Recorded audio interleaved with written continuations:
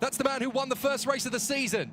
So Kiya Nakamura with damage on the front end already, and that is disastrous here. You cannot afford to have a broken front wing. So this is an absolute nightmare from his perspective.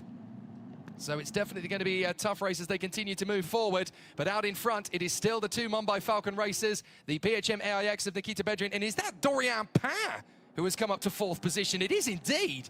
So, and now we've gone safety car by the look of it. Yes, indeed we have. Safety car. Well, what an electric start for Dorian Pain, who has come through to 4th position. Now, why are we under safety car? I'm assuming there's debris in a very awkward position.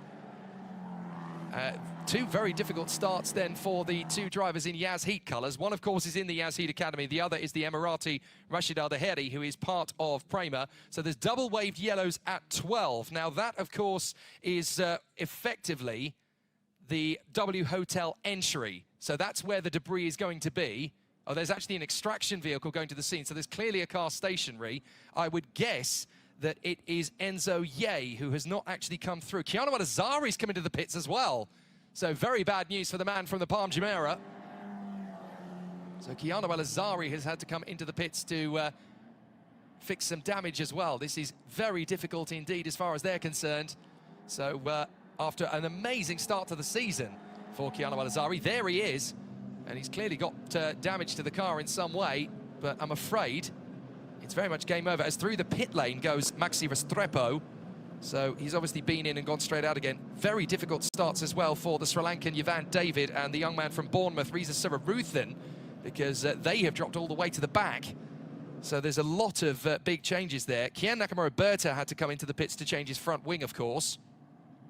And I noticed that not only has Enzo Ye not come through, but neither has Tina Hausman. So she's flown all the way to Abu Dhabi for one race weekend, and in the first race of the weekend, it doesn't even last half a lap, so very unfortunate indeed for her. But let's go through the order while we're under safety car, because at least that brings us up to speed. Alex Powell is your race leader in front of Freddie Slater and Nikita Bedrin, the Italian. Then it is Dorian Pain in front of Rashid Al Daheri. Very good opportunity indeed for the young Emirate. Then in 6th place, it is Gabriel Stilp. There you go. Mr. Gilles Villeneuve of karting is right up in the top 6. Gilles Carant has had a terrific start. P7 for him in front of Alves Rodella. Deegan Fairclough kept himself out of trouble to gain 3 places. Max Popov has done very well, P10 there. Tiago Rodriguez, the Macanese driver, has done a good job. 11th position for him in front of Matteo Quintarelli. Then Zach Scular in front of Rafael Narak. Lucas Amalisto will be P15 now in front of Dion Gauda, who is feeling very unwell indeed this weekend and is hoping that he can at least get through and get some points from these first couple of races. Then it is going to be Kai Daryanani. He'll be P17 in front of Sebastian Murray, Jack Beaton and Kamal Murad. Then Peter Buzanelos, Aurelia Nobels, Kari Schreiner, Nicholas Stati, Liu Kaishun, Everett Stack, Chu Yanpu, Fu Yu Hao, and then Yavan David and Reza Sivaruthan. The last one out should be Kiya Nakamura after changing his front wing. So that is going to be disastrous for him. The man who won his first ever car race, which is an amazing thing. There's not many people in motor racing history that can say that. But Kiya Nakamura in his first weekend a week ago here, he got pole position, he drove away, and he made sure that nobody was going to beat him. This time, he's going to have to do some dog work, unfortunately, working his way through the field. So there is Alex Powell, the young man from Miami, Toto Wolff's golden boy, absolutely in favour at the Mercedes Young Driver Programme. Gwen Legru has spoken many volumes about this boy, as has everybody else, of course, in the karting world. He was known as the Jamaican sensation. Now, of course, he races under the Star Spangled Banner. He is very determined that now that we've got a Miami Grand Prix in Formula One, he wants to be the Miami hometown hero in Formula One someday, and he's definitely going the right way about it. Freddie Slater, though, the British superstar, had an amazing 2023 motorsport season. He really had, I think I mentioned this last week, he had the Midas touch in 2023. Everything he touched turned to gold.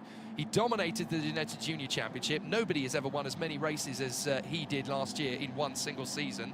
He became the youngest ever gearbox karting champion in FIA Motorsport by winning the European title at the tender age of 15. Absolutely astonishing. I think he was actually fractionally younger than Max Verstappen was when he won his European crown in 2013. So that obviously bodes well. And he also came straight into F4 last year and was competitive fresh out of the blocks. He won his first F4 race last week as well. So definitely big things coming on the horizon for Freddie Slater. What about Nikita Bedrin? Well, he's one of the championship favourites coming into this. He raced in the competition last year and was a race winner. So he's obviously taken one victory last weekend. He got the reverse grid race, but he really wants to be battling for the title right from the outset. Fourth position, though, we've been talking about this quite a lot. Dorian Bain has been an exceptional talent. From the moment she stepped into a race car, she has essentially been one of the female contingency's brightest hopes of mixing it with the boys. And I tell you what, here in F4, this is a very different car to get used to compared to the LMP2 that she has been used to in the past. But she has taken to it like a duck to water. And for me, she is absolutely an F1 Academy title favourite. She was announced in midweek that she's going to be racing in F1 Academy. So it's very exciting to see how that's going to play out. And for my money, I know everybody in the feeder series community has been talking about this. The title battle in F1 Academy this year is almost certainly going to be between Dorian Bain and Maya Berg, who has been announced as being part of Ferrari's program. So that'll be very exciting. Fifth position, Rashid Al-Daheri, Dubai O-Plate winner in his karting days and has won several titles both in Middle East and in Europe. He's won many accolades. He lives just down the road from here. He has literally been alive as long as the Marina circuit has. So he has literally grown up around this place.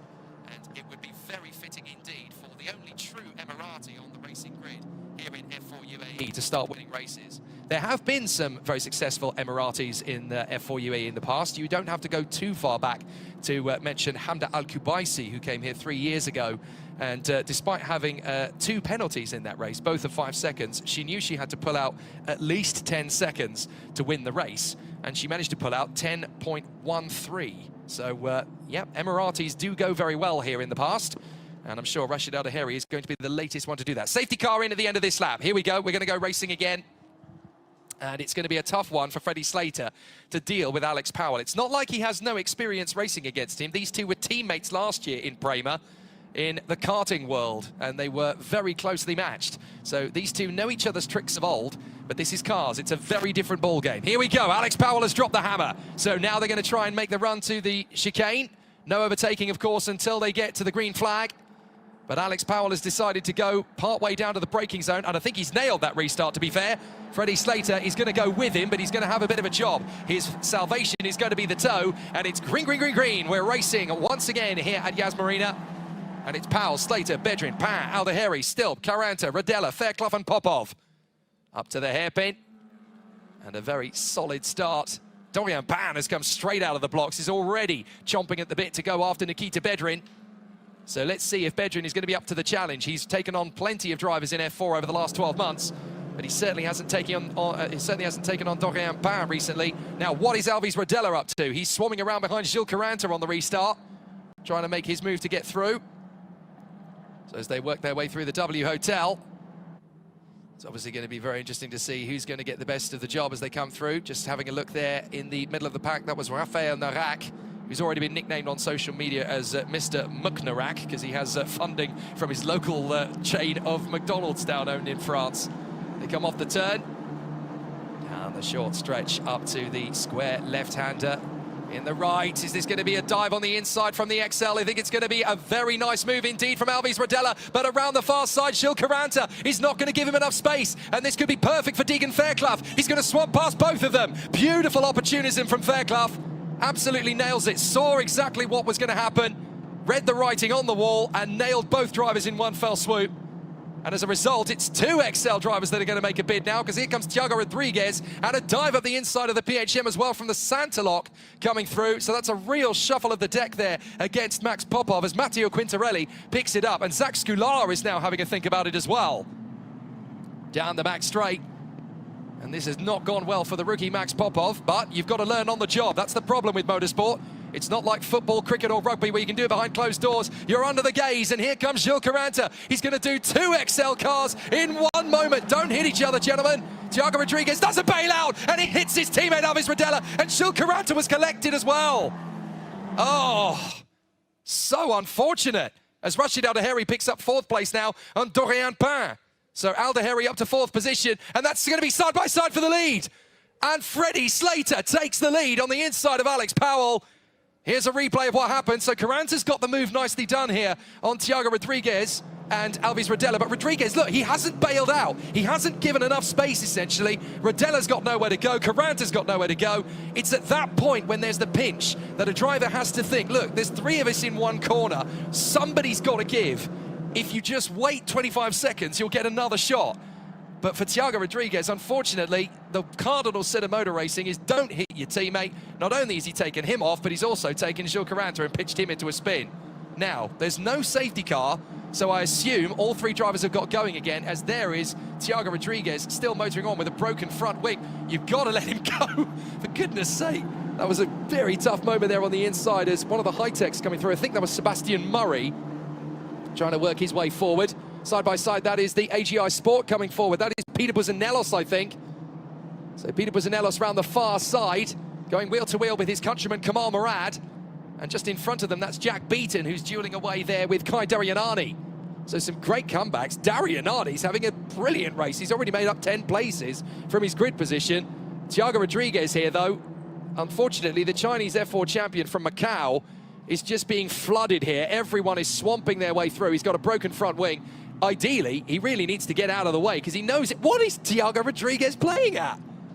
He's on his way into the pits. Surely the team must be telling him, look, you've got a broken front wing. You're going to have to come back into the pits. So he's going to be in dead last, whatever happens. So essentially, you need to get back to the pits as safely as possible. You don't want to get yourself in another incident as Beaton and Darianani go wheel to wheel. Jack Beaton's going to have his run on the inside line. Nicely handled as Kamal Murad deals with Peter Buzanelos on the inside. Is there enough space? Yes, there is. Well done, boys. Just about getting away with it. It's about as close to the apron as you can get. But they've definitely done a fine job of it. Now, watch for the Santa Lock in the background. That is Yvan David trying to work his way forward. Oh, actually, my apologies. That is his teammate, Aurelio Nobels, the Brazilian. Long roll cut there for Kamal Murad. Trying to save it on the far side, though. As we go back a little further forward. Just trying to catch up with what's happening there with the likes of Quintarelli Narak and Lucas Samalisto. Where did Samalisto come from? Right up in the top 10 now, the Finn. He's doing a great job there, obviously emulating his countryman in Formula Regional, Tuukka Tarpanen. So through they come. There is Samalisto doing a fair job as they run through. Then it is Zach Skular, Max Popov, Dion Gauda, Sebastian Murray, the Scot. So still they continue on in fine style. There is Kamal Murad, the new colour scheme. I say new, it's about 12 months old, but they didn't use it in F4 UAE last year. This is the first time they're using that gold with the fluorescent green insignia. But PHM AIX doing a fair job in both categories now. Kamal Murad definitely up to speed compared to last week. There's Carrie Schreiner, who is the only member of the team who's not using that particular livery. Sorry, that part of the AGI Sport team, I should say, that's not using the same livery. She has her own personal sponsorship graphics. But there's your leader, Freddie Slater, having worked his magic to get past Alex Powell. Now he's trying to drop away, but look, he's trying to break the toe. He knows that that back straight is deadly for toe. You have absolutely no chance. You're a sitting target unless you can throw your opponent back there. So down to the braking zone. Look on edge here, then they would be relaxed and comfortable. Hey, these are young guns. Their way up to Formula One. Now, if you were to mention in 10 years' time, Freddie Slater and Alex Powell, 10 years from now, you'd be talking about 2 Formula One drivers. Bit of a lock-up from Slater. Powell has an opportunity now. He's not going to get his overtaking shot on Freddie Slater until turn 1 of the Grand Prix circuit, but you have to dial in the move. You have to work up to it. He's seen Freddie Slater make that mistake, so he needs to nail his apexes. He needs to be very smooth, blending off the brake, getting back on the throttle without too much exertion going through the rear tyres. You just got to balance it under the W Hotel. Out towards the pair of right-handers that finished the Grand Prix circuit in Formula One. It's a very different starting line, of course, but you still run the circuit a similar way. Slater just looking a little bit sideways at a couple of these apexes, but he's able to control it very well indeed. So he's not really exerting the tyres too much.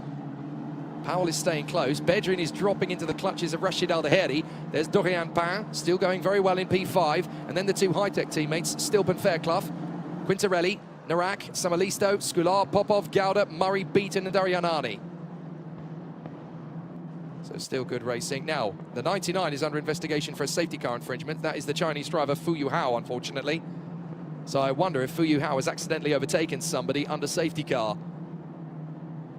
So we'll have to figure out what the outcome is going to be from that. I'm sure we'll find out before too long. There's a bit of a lock-up there. Zach Scular putting big pressure on Luca Samalisto as they go down the back straight. Now Scular's going to have a good toe here.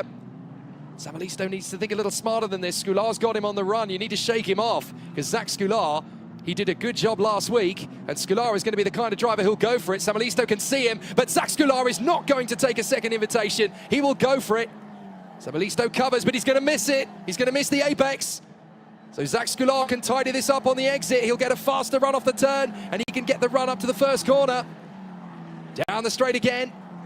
In the toe, watch for Scular. Samalisto's going to be married to the inside white line. So Scular's going to have to go the long way. That's where Samalisto will place him. But there is going to be grip on that outside line. And there's going to be speed. Samalisto's got a problem. Samalisto's got a big problem. He's nearly going to spew into the side of one of his opponents. I wonder if he's got a slow puncture. So Samalisto just suddenly went from full chat to getting off the power very quickly indeed. That doesn't look to me like an engine issue. I think he's got a problem with the tyres. So big problems, I'm afraid, for the Finn, and that's a real shame. Samalisto was looking so strong up to that stage. I just hope he hasn't been able to careen into the side of another opponent at that point. So there is the 88. That is Kai Darianani, still working his way through. Yellow flag at turn 9, so I think there was a bigger incident than I originally thought on that particular corner. We haven't seen the outcome of it yet, but there is Deegan Fairclough, still trying to close up on his teammate Gabriel Stilp. But I'm sorry to say, I think Lucas Samalisto might be out of this one. I think he did come into contact with another driver up at turn 9. That's where the yellow flags are. No calls for a safety car as yet. So hopefully it's far enough off the racing line that it can be considered to be out of harm's way. But Fairclough locking up in his bid to close up on his teammate Stilp. And look at Rashid Al-Daheri really starting to hunt down Nikita Bedrin. The Emirati, who lives just down the road from the circuit here, will definitely want to give the local fans here a bit of a show. He did a fantastic job getting it on the podium during the F4 invitational race during the Abu Dhabi Grand Prix weekend back in the end of 2023. There's the safety car. If it's a big enough incident at turn 9, then it was kind of inevitable.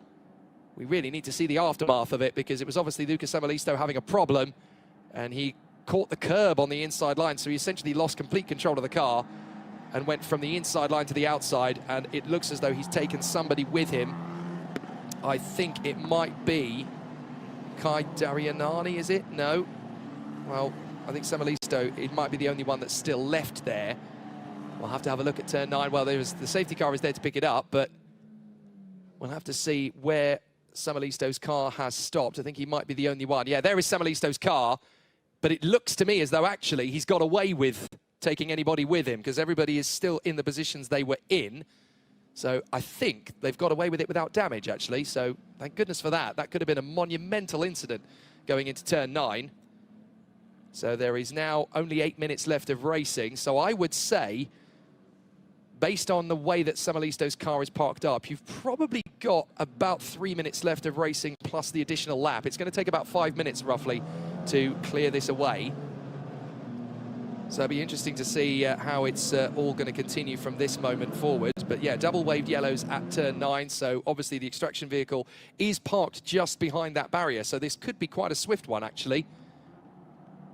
Look, judged on what happened last week when we had safety car periods at that point, this could only be 2 laps, actually. So we could be underway a lot quicker than always. Now, the man who's got to take full advantage of this, of course, is Alex Powell, sat in 2nd position. Freddie Slater did him on the restart. Now he's got to do the British driver back again on the way through in the third part of this race, as it were. So he's got to react in very much the same way that Freddie Slater has. And Freddie Slater actually travelling very closely to the safety car. So he's clear, oh, you know, I want to get on with racing. I want to win this race. I've already won one. It'd be quite nice to get one in the 2 consecutive race weekends. And interestingly, we left us on a bit of a cliffhanger last week, didn't we? Because Freddie Slater was under investigation at the end of last week's 3rd race, where he took the victory. He was under investigation for excessive track limits. He was acquitted of that, so he was able to keep his victory, which means he now leads the championship, of course, this weekend. Coming into this weekend, I should say. He has a 13-point advantage coming into this for ahead of Kia Nakamura. It's going to be a lot bigger than that now, where they're bunching up. So had they been told, yeah, safety car in already. So it's only 1 lap behind the safety car. Well, that's how quick it was then. I did think it was going to be a quick turnaround being at turn 9. I didn't think it would only be 1 lap. Excellent work from the marshals here at Marina. They've got really good at this of late now, whether it's in single-seaters, whether it's in GTs, whether it's in touring cars, whether it's in sports cars. They are so quick to turn things around here. And the EMSO are very good at their training programs to make sure that these guys are on their A-game. Freddie Slater still swarming. Look how bunched it's getting. This is a real bottleneck. Now Freddie Slater's gone for it. He leaves it. He's so good at this. He leaves it to the last possible moment. And then it suddenly becomes very big. Now, Rashid Al Daheri is under some pressure from Dorian Pan, but he also looks pretty racy to go after Nikita Bedrin. So he's gone slow in, fast out. Watch him on the way through this lap as we go green once again. And look, Slater trying to break the toe. You get this massive high-speed concertina effect as the Caterpillar essentially dives down the main straight. And it could be a bit of a lunge from Fairclough. He has a look at Gabriel Stilp, just to remind his teammate that he's there. You've got to remember that in F4, this is not like Formula 1. They're side by side, these two. You're racing for the team, yes, but ultimately in F4, you're racing for yourself. They're still side by side. Stilp and Fairclough having a proper go, and Fairclough's done the job. He really had to work for that. Gabriel Stilp made sure that he had the minimum amount of space possible. No, Stilp has held it. My apologies. Stilp has stayed in front of Fairclough. But these two are going to compromise themselves if they're not careful. They've got to be very careful not to waste time, because they've got 5 cars in front of them that are catchable, that are beatable. But if you spend too long racing each other, you're never going to get a chance to get on the same apex as them. So you've got to be so mindful of it. There's Skoular having a bit of a battle with one of the PHM AIX drivers. That is the Fortis branding, so that is going to be Max Popov. Bit of a run wide from Skoular, and Popov got it wrong as well, so that's enough for Dion Gouda to get through. So Dion Gouda for the Mumbai Falcons makes his move.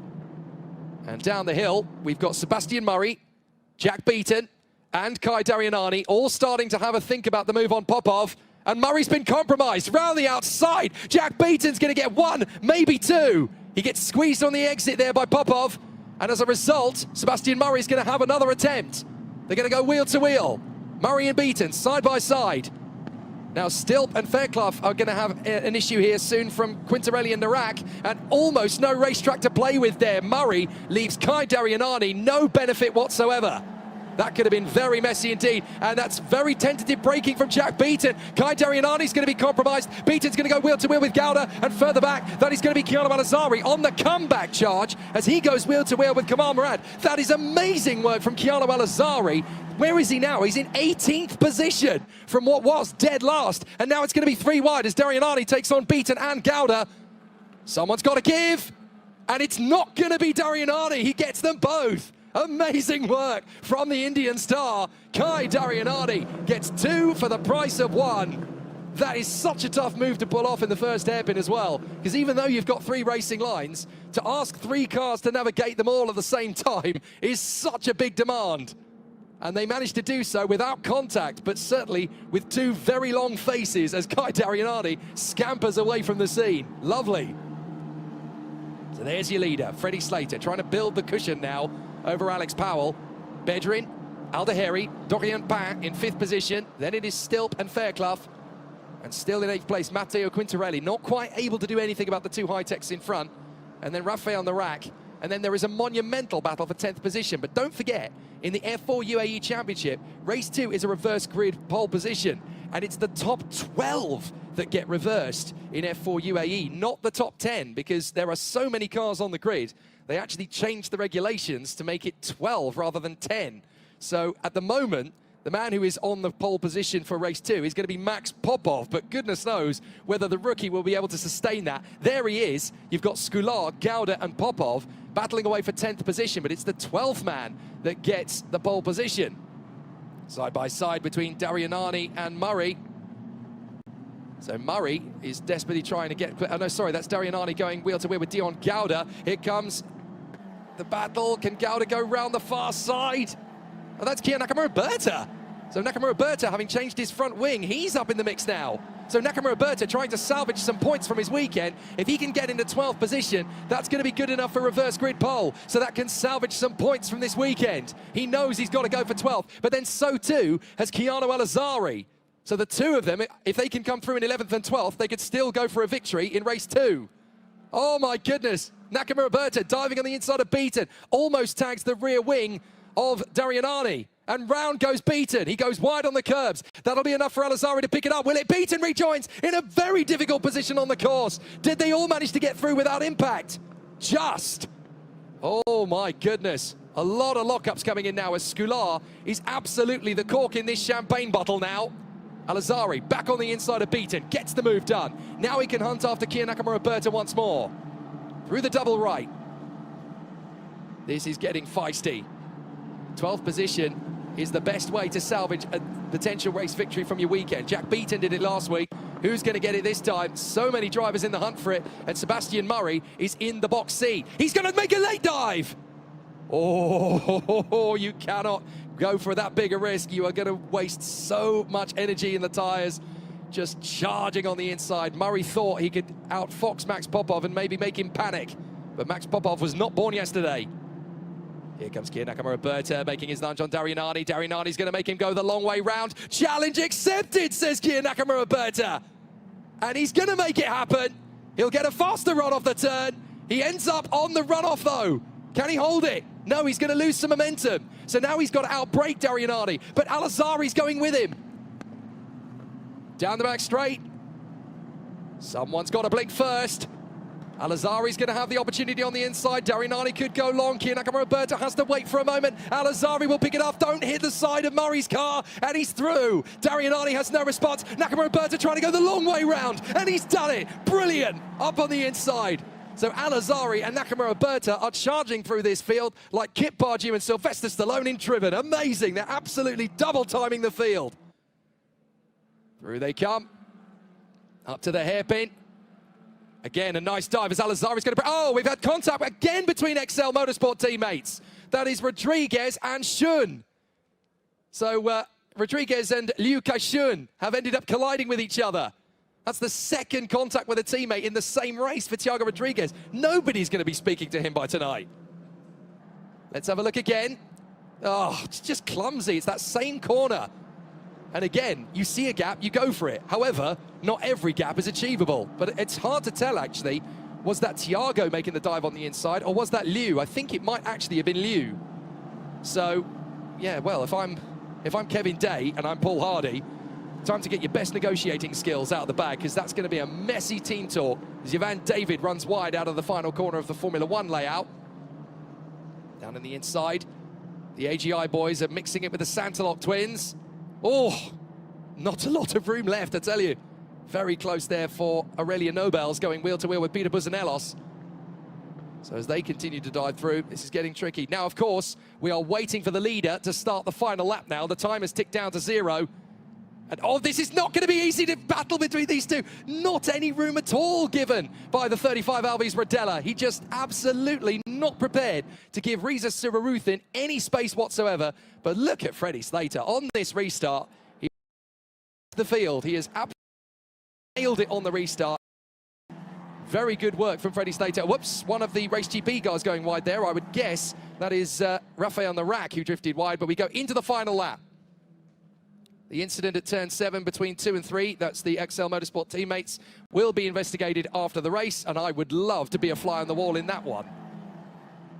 Freddie Slater absolutely storming away. In the karting days in Great Britain, the likes of PFI and Shennington and Rowra, everybody used to call him See You Slater because he was so good at disappearing. That's exactly what he seems to be doing in the world of cars as well.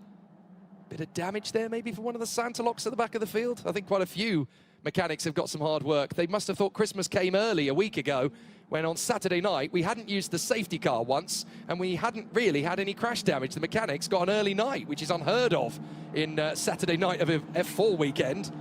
But this time, I think it's back to business as usual. So Slater, Powell, Bedrin, Aldeheri, Pan, Fairclough, still trying to close up on Gabriel Stilt, but not able to do anything with it. Alex Powell, under so much pressure here. Yes, he's conceded the win to Slater, but you've got to remember that Slater has done thousands upon thousands of hours of testing behind closed doors, as of course has Alex Powell, but both drivers have come at this from very different stages of their preparation. They were both karting race winners last year, of course, in gearbox. And they're still battling towards the tail of the field. That is Tina Hausmann, I do believe. No, sorry, that is Chu Yan Pu. So the number 56 driver, that's Chu Yan Pu, who is part of the Mercedes F1 Junior Driver Program. So keep an eye on him as he continues dueling away there with Nicholas Starty. But Freddie Slater is about to come through to take the victory up in front. And what a fabulous run it has been for Freddie Slater. He will come through to take the victory. Starty has one final crack there at Chu Yan Pu, but I don't think it's going to be the way, and it'll be the checkered flag any moment now for Freddie Slater. As he comes through in fine style, Slater will get the victory in front of Alex Powell. Third place for Bedrin, fourth for Rashid Al Daheri, and fifth place for Dorian Bain. So that is her best result in F4 racing. Fifth in the race overall, second in the Rookie Cup. Very much game on now for Dorian Bain, but also for Freddie Slater. He was leading the championship by 13 points. He isn't anymore. The big question is, who finishes 12th? Dion Gauda. Wow, that is absolutely brilliant from Gauda. Nakamura Berta will have to settle for 13th, and Keanu Al-Azhari fights his way to 11th. Well, if you are from the United Arab Emirates and you want your flag on the top spot of the podium in race 2 this evening, you just got a massive opportunity, because Al-Azhari, who was the fastest in qualifying in both sessions last week, has suddenly found himself in the front row of the grid for race 2. Excellent. Such good battling. I mean, it's back to business as usual, I guess, in F4, because there was badinage and banter all the way. So really exciting situation for all of the competition there. But the pole position goes the way of the very unwell and probably very downcast Dion Gauda. But what a way to salvage something from his weekend. So there will be a Mumbai Falcon on pole position for race 2. It'll be Dion Gauda as things currently stand. But there's going to be 2 of them on the podium this time. Freddie Slater and Alex Powell, both of whom many people are saying are Formula 1 bound someday. So that would pretty much put that theory to the test, as they are first and second in that one. Nikita Bedrin, the man with the experience, one of the favourites coming into this year, having battled in 2023, finishing in 3rd place. Best of the rest is the Emirati, Rashid Al Daheri. So certainly keeping the local fans here very happy with another top 5 finish. Rashid Al Daheri managing to score big points in that one. That's going to be enough for 12 points. That's going to push him to within, I think that's actually going to push him similar points to Deegan Fairclough, when you take into account that Fairclough will take 6 from that race. So there's a 9-point difference between them, and there was 11 points between them coming into the weekend. So Rashid Al Daheri is now only going to be 2 points back from the Englishman. So it's still battle very much joined, but Freddie Slater in particular, he came into this weekend 13 points clear of Kiya Nakamura Berta. He is now a whopping 38 clear. And after the 4th race of the season, that is a very, very glum picture for Kiya Nakamura Berta to witness. So Slater, Powell, Bedrin and Al Daheri in the top 4. Dorian Bain doing a great job to be the 2nd best rookie. Gabriel Still, Deegan Fairclough, Matteo Quintarelli, Rafael Narak and Zach Scular in the top 10. 11th is Keanu Al-Azhari, so the 2 Yaz Heat drivers will be 10th and 11th, and therefore 2nd and 3rd on the grid for race 2. Dion Gauda will get the reverse grid pole. Very good work indeed for the Indian. Then Kiya Nakamura Berta, Max Popov and Sebastian Murray, Kai Daryanani ahead of Jack Beaton and Kamal Murad. Aurelia Nobel's doing much better this time, the Brazilian charging through to 19th in this one. Peter Buzinelos in P20. Carrie Schreiner doing a good job to make up ground in 21st ahead of Yvan David. And then Alvis Rodella ahead of Riza Sararuthin, Everett Stack of the United States, Fu Yu Hao of China, Maxi Restrepo of Colombia, Chu Yan Pu battling with Nicholas Starty right to the end. And then, unfortunately, the Kung Fu fighters, Thiago Rodriguez and Liu Kaixun, who ended up tangling with each other and coming home in 30th and 31st. The retirements, well, Luca Samalisto, Gilles Caranta, Enzo Ye and Tina Hausmann. So 4 retirements from that one. We still got 31 cars coming out. Let's look back over some of the best moments in F4 UAE Race 4, Round 2.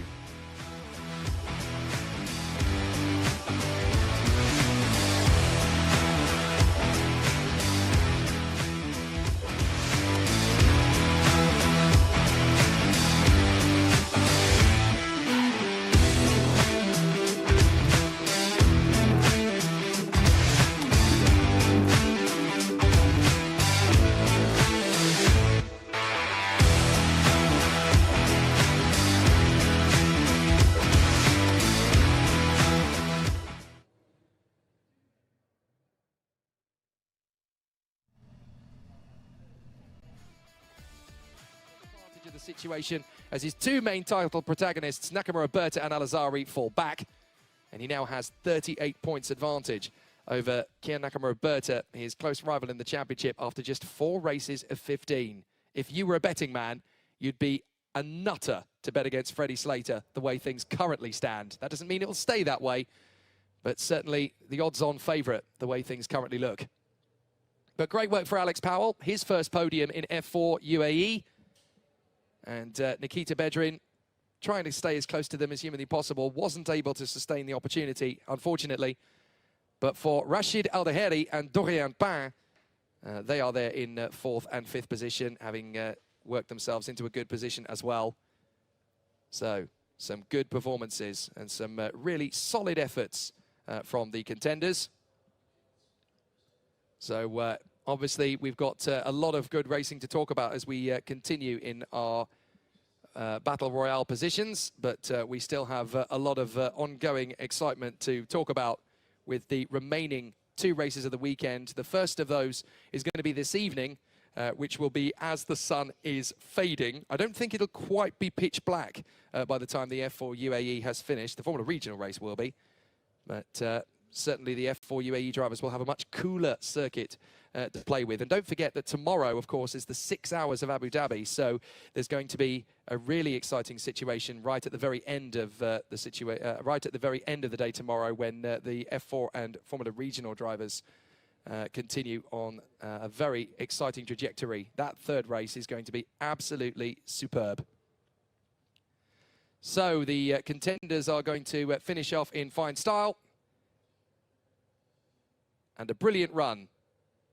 We'll have a terrific battle for us in the 2nd and 3rd races of the weekend. The 2nd of those is coming this evening, and then the 3rd of those will come tomorrow night.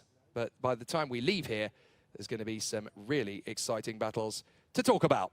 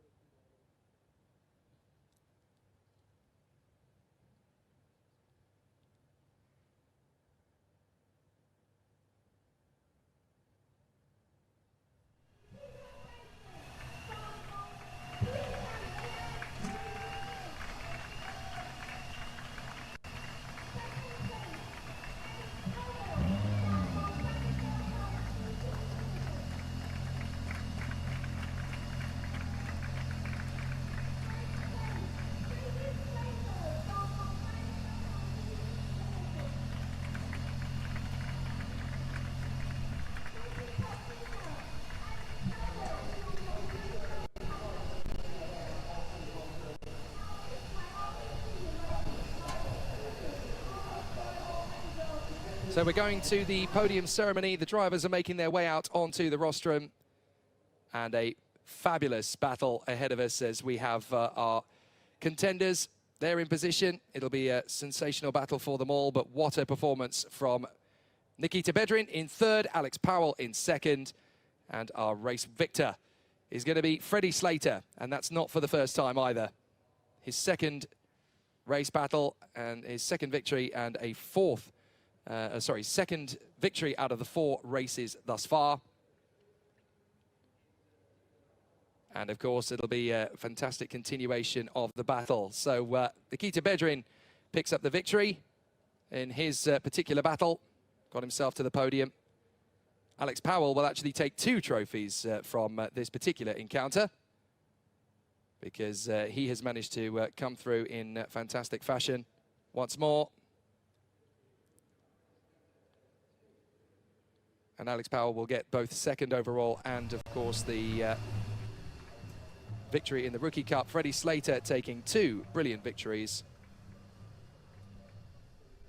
And it'll be absolutely terrific to see how it's gone. We have Mark Ximin, who is the motorsport manager of GT Tyre R&D Centre, who is presenting trophies there to the competitors on the podium. I'm not sure how heavily they're going to want to spray the champagne on this particular situation, but wow. Excellent stuff. The racing is going to be very, very close as the F4 UAE continues. But we have 3 very solid racing drivers up on the podium at the end of race 1. Race 2 is going to continue in fine stead a little later on. Formula Regional Middle East is not far away.